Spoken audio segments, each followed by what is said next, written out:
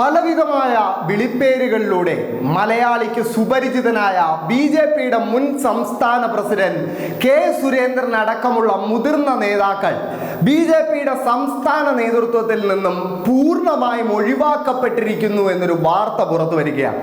കഴിഞ്ഞ ദിവസം നടന്ന ബി.ജെ.പിയുടെ കോർ കമ്മിറ്റി യോഗം ഇതിനെ തുടർന്ന് വലിയൊരു കലഹത്തിലൂടെയാണ് പിരിയുന്നത്. ഇതിന് പ്രധാന കാരണം കഴിഞ്ഞ ദിവസം നടന്ന ബി.ജെ.പിയുടെ കോർ കമ്മിറ്റി യോഗത്തിലേക്കും അതിനു മുൻപ് തൃശ്ശൂർ വെച്ച് നടന്ന സംസ്ഥാന സമിതി യോഗത്തിലും മുൻ സംസ്ഥാന പ്രസിഡന്റുമാരായ കെ സുരേന്ദ്രനും വി മുരളീധരനും സി കെ പത്മനാഭനും അടങ്ങുന്ന വലിയൊരു നിര മുതിർന്ന നേതാക്കൾക്ക് ക്ഷണമുണ്ടായിരുന്നില്ല എന്ന് മാത്രമല്ല ഇവരെ പങ്കെടുപ്പിക്കേണ്ട എന്നൊരു സമീപനമാണ് പുതിയ സംസ്ഥാന പ്രസിഡന്റ് രാജീവ് ചന്ദ്രശേഖറിന്റെ നേതൃത്വത്തിലുള്ള പുതിയ സംസ്ഥാന നേതൃത്വം സ്വീകരിച്ചത്.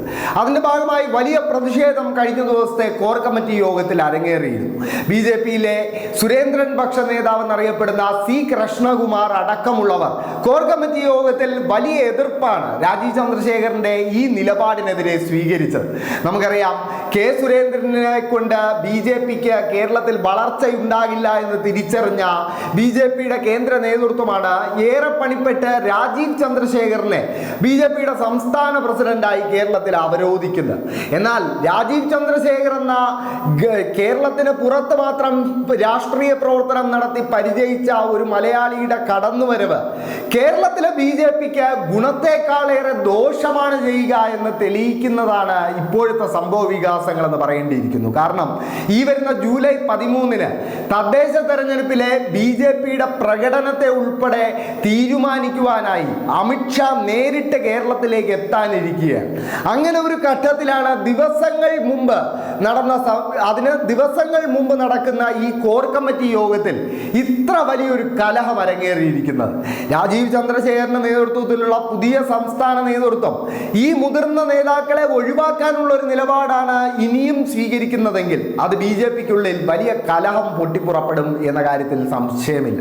കാരണം ബി.ജെ.പിയെ സംബന്ധിച്ചിടത്തോളം എല്ലാ കാലത്തും അതിലെ ഗ്രൂപ്പ് തർക്കങ്ങൾ എന്നും ആ പാർട്ടിയുടെ ഒരു ബലഹീനത തന്നെയായിരുന്നു.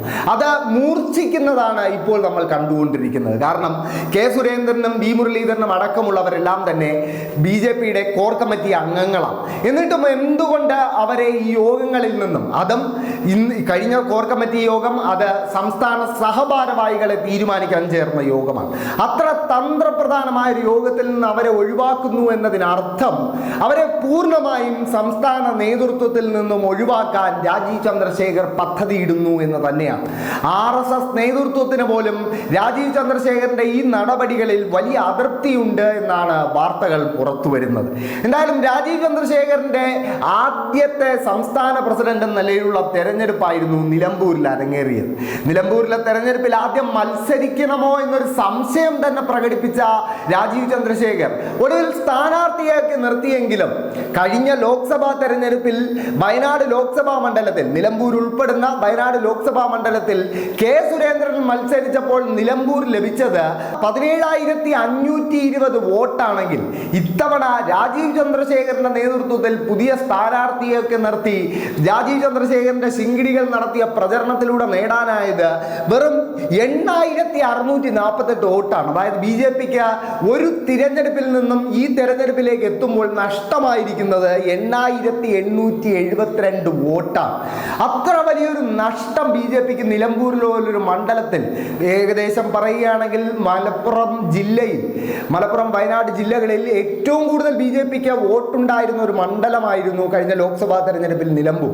ആ നിലമ്പൂരിൽ ഇത്ര വലിയൊരു വോട്ട് ചോർച്ച സംഭവിച്ചിട്ട് അത് ചർച്ച ചെയ്യേണ്ട യോഗത്തിൽ മുതിർന്ന നേതാക്കളെ ഒഴിവാക്കുന്നത് വിമർശനങ്ങൾ ഒഴിവാക്കാനാണ് എന്നുകൂടിയുള്ള ഒരു വിമർശനം ബി.ജെ.പിക്കുള്ളിൽ ഉയർന്നു വരുന്നുണ്ട്.